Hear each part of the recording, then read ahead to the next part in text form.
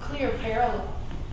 But something that is new knowledge to me about this caterpillar is that in the end of its phase of being this kind of consuming creature, this voraciously hungry eater, something happens within itself where these cells that scientists can't quite explain exactly how they come about, but they have identified these cells that they call imaginal cells start to grow. These imaginal cells start to get created within the body of the caterpillar.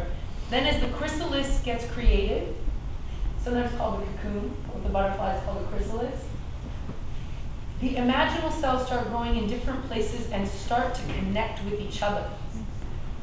And those imaginal cells eventually create a completely new body. By turning the entire caterpillar, turns into this goopy, soupy mix of imaginal cells. They can't explain how it happens, but these imaginal cells actually do an entire transition of the DNA. What once was this consuming, voraciously hungry caterpillar morphs through these imaginal cells into an absolutely new being. New DNA, new structure. So one piece of this metaphor is how can we do that? And let me tell you something right here. As somebody who loves Power Poke, it is not Power Poke that is the answer. Power Poke is not the answer. The answer is whatever you find it to be. Whatever that magic that you get inside yourself. This isn't a once in a year experience to be depressed the rest of the time because the world is so act up, and then you come back here and we're healthy again. That is not what our goal is here. But we could have this be one of those incredibly exciting, beautiful, connected places of imagination, togetherness, and change. And you can find that in another spot, and if you can't find it, that responsibility, that ability that you have and that knowledge of yourself, that magic that you got in yourself can also make it somewhere else.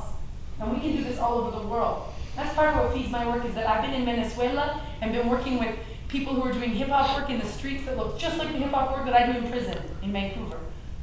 Or I go to Europe and I meet people using the same model to do this Power Poke kind of stuff, and they're calling it something different, and they're working with different people, but they're doing the same thing of using our creativity and gaining our power and sharing, right?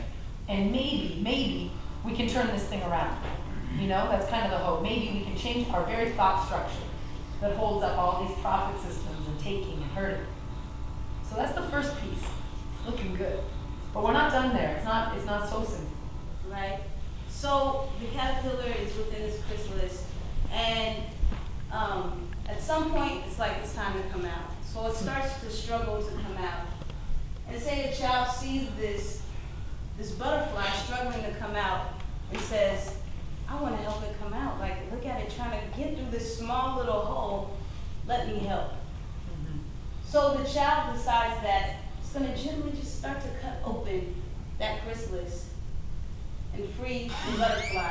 And so it does it gently, and the butterfly comes out, but the child's waiting for the butterfly to open its wings and spread away and fly, and it watches and watches. But what happens as the butterfly starts to struggle and try to open those wings is that it gets weaker. It gets weaker and weaker, and it dies. And it died because a part of that struggle of getting through that small little hole is getting all the juices out of the wings, all the extra weight out of the wings. Out of the body. Out of the body. Into the wings. Into the wings, that's right. Out of the body, into the wings. I just learned this story too, so I'm very excited. To be able to take flight. That's a part of it. Right? So what does this metaphor tell us? That when we try to help people, it can't look like just giving them something. It can't look like just charity. Do you know what charity is? Do you know how to define that? Can someone define that for me? Giving. It's just giving them what they need. Giving them what you see to be their need. But if you just give someone what you see to be their need and you don't participate in the struggle, what is actually changing? What structure are we going to be able to create? Saying education is the education system isn't working, and we give a lot of books, but the system is still working as it does. You know, you heard like the baby in the water scenario, like babies are coming down the river and you just continue to grab out the babies but never go to look at the source. That's kind of what charity can end up becoming. And so this metaphor teaches us that we have to be involved in the struggle. The struggle is just a piece of it. We can't avoid that. And it's not that it's not hard, and it doesn't take a lot out of us, but it is a part of the process. And in the end, we're all happier because the butterfly can fly instead of dying and getting weaker and weaker, even as you give the schools more books and books, yet less children are graduating, right?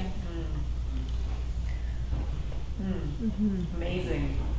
So that piece about like the moment when I'm either feeling like I'm going through the little hole or when I'm watching someone go through that little hole, and you're seeing somebody younger than you or you're watching another person, even this week, struggle so much to just find their voice or to just get where they need to go, that gives me a lot of peace knowing that kind of pain and difficulty is kind of part of the process of finding our flight together, you know? And I just want to really honor that you have been really good at holding that for each other this week, and I know you can do it in your own communities. That you can make that magic, you can be those imaginal selves, and that we can live with struggle when we're knowing that it's beauty that's coming after it, you know? So give a super massive round of applause for yourself.